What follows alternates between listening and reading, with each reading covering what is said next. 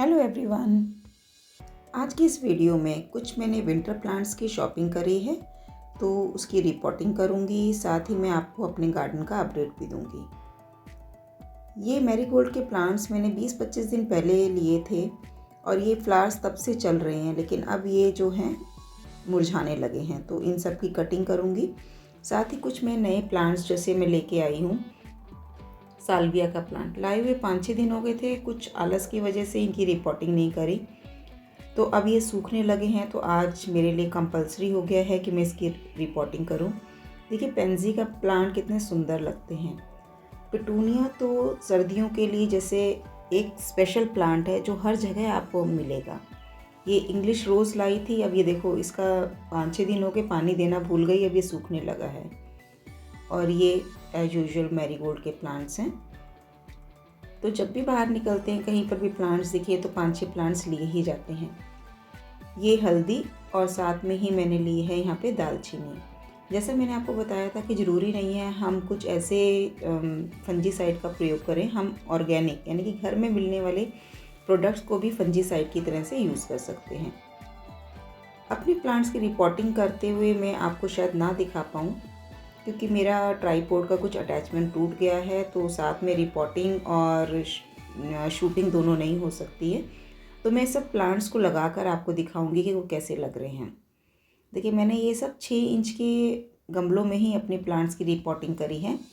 मिट्टी as usual जैसे मैं आपको बताती हूँ कि हम एक पार्ट जो है अपनी गार्डन सॉइल का लेते हैं और साथ में एक पार्ट सैंड और एक पार्ट आप लेते हैं कंपोस्ट। तो ये जो मैं वर्मी कंपोस्ट लाई हूँ, जब भी मैं प्लांट्स लेके आती हूँ 5 kg का वर्मी कंपोस्ट साथ में ही ले आती हूँ, ताकि आप अपने प्लांट्स में अच्छे से खाद दे सकें। साल्विया का प्लांट बिल्कुल ही सूख गया है, इसीलिए मुझे रिपोर्टिंग करना कंपलसरी हो गया। ये सभी गमले जो हैं कोई 5 इंच का है, कोई 6 इंच का है। मेरे पास मिट्टी की ठीकड़ी नहीं थी, तो मैंने चुन्नी के टुकड़ों को नीचे लगा दिया ताकि मिट्टी सारी ना बह सके। ये देखिए क्लांचो का है, इसमें भी बहुत सारे पौधे फ्लावर्स आ चुके हैं, बडिंग्स आ गई हैं, फ्लावर्स अभी नहीं आए हैं। बट मेरे पास पॉट ज़्यादा बड़े थे नहीं, तो मुझे छोटे ही साइज़ के 5 इंच के पॉट में ही लगाना पड़ा। ये पिटूनिया है, देखिए कितने सुंदर लगते हैं। सब मैंने ये 5-5, 6-6 इंच के पॉट में ही लगाए हैं। ये साल्विया का प्लांट है जो बिल्कुल ही सूख गया था, लेकिन अब लगाने के बाद थोड़ा थोड़ा सा इसमें जान आने लगी है। साल्विया बहुत ही सुंदर प्लांट है। सर्दी के सभी प्लांट्स को कम से कम 3 से 4 घंटे की धूप चाहिए। ये इंग्लिश रोज़ का प्लांट है। अब ये देखिए इसकी सारी पत्तियां सूखने लगी थी, इसको तो मैंने एक ऑयल कंटेनर में ही लगा दिया है, क्योंकि ऑयल कंटेनर अच्छी कंडीशन में था और साइज़ भी बड़ा था, और मुझे अपने गुलाब के लिए थोड़ा सा बड़ा पॉट चाहिए था। और ये मैरीगोल्ड के हैं जो मैंने पहले लगाए थे। तो अब मैं आपको अपने सारे गार्डन का ओवरव्यू भी दूँगी। शाम के समय जब लगता है मुझे कि अच्छा मौसम है, धूप निकली हुई है, उस समय मैं अपने कुछ प्लांट्स को अच्छे से पानी दे के उनको नहला भी देती हूँ। लेकिन एक चीज़ ध्यान में रखिएगा, जितने भी फूल वाले प्लांट्स हैं उसके अंदर आप बिल्कुल भी पानी मत लगाइए। अगर आप फूलों पे पानी लगाएंगे तो आपके फ्लावर्स जो है उनकी लाइफ कम हो जाती है और बहुत ही जल्दी गिर जाते हैं। इस समय बोगनविलिया भी बहुत ही अच्छा फ्लावरिंग कर रहा है, लेकिन फूलों का साइज़ अभी बहुत छोटा है। देखिए यहाँ पे मैंने मनी प्लांट्स है, इसको बहुत अच्छे से धो दिया। जब आप गार्डनिंग करके अपनी बालकनी को क्लीन करते हैं तो बालकनी इतनी अच्छी लगती है कि दिल करता है यहीं बैठे रहो। जब प्लांट्स लहला रहे होते हैं तो ऐसा लगता है कि कितने सारे जीवन जो है यहाँ पे महक रहे हैं।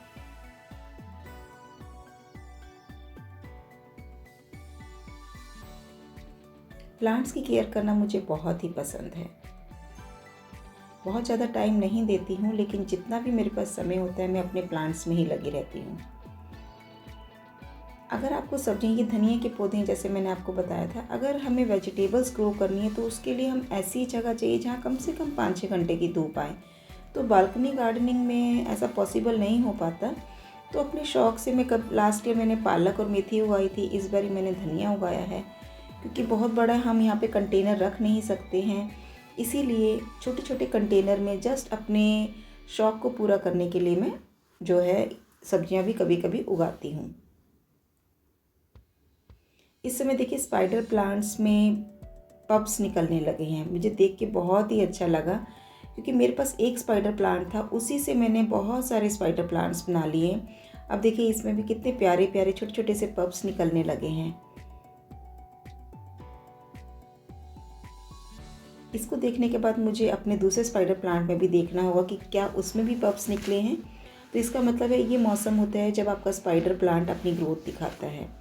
तो यहाँ नीचे ये जो मेरा मेन प्लांट है, इसमें भी मैं चेक करती हूँ कि इसने भी अपने पप्स निकाले हैं या नहीं, क्योंकि ये ऐसी जगह पे लगा हुआ है कि इसको मेरे को दिखता ही नहीं है कि इसमें क्या ग्रोथ हुई है। वाह, इसमें तो बहुत बड़े बड़े इसके पप्स बन गए हैं। देखिए बेबी प्लांट्स कितने सारे निकले हुए हैं, जो कि दूसरी तरफ लटक रहे थे, जो मुझे दिख ही नहीं रहे थे।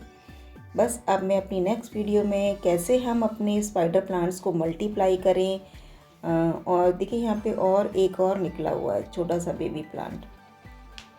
इतने छोटे बेबी प्लांट्स को मैं इसके मदर प्लांट से सेपरेट नहीं करूँगी। जो बेबी प्लांट्स बड़े हो गए हैं उन्हीं को हम सेपरेट करके उससे और प्लांट्स बना सकते हैं। विंटर्स का मौसम ऐसा है, अभी जो नवंबर दिसंबर का मंथ होता है, इसमें आप बहुत सारी कटिंग्स, बहुत सारे जो पप्स निकले हुए होते हैं प्लांट से, उससे मल्टीप्लाई कर सकते हैं प्लांट्स को।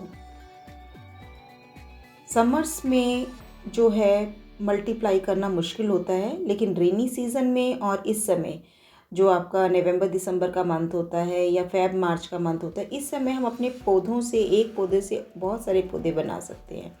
यहाँ कम से कम 3-4 ये स्पाइडर प्लांट्स के पप्स निकले हुए हैं।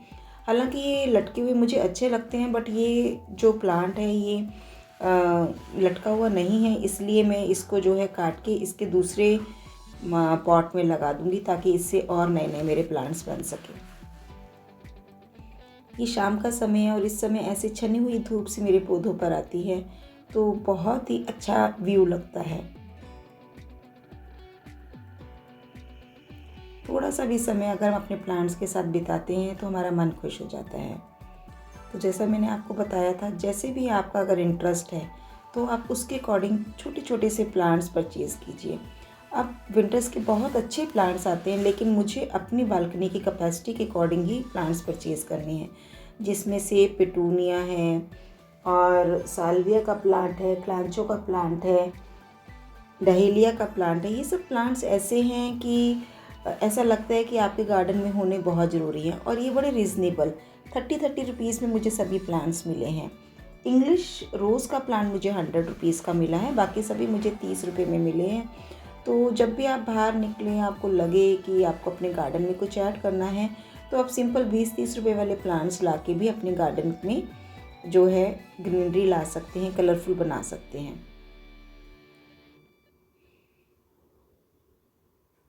आई होप आपको आज की वीडियो अच्छी लगी होगी और मेरे गार्डन का अपडेट भी आपको अच्छा लगा होगा। तो आप इसी तरह से अपना जो है गार्डनिंग का शौक़ को बरकरार रखते हुए थोड़ा थोड़ा गार्डनिंग करते रहिए। Bye bye.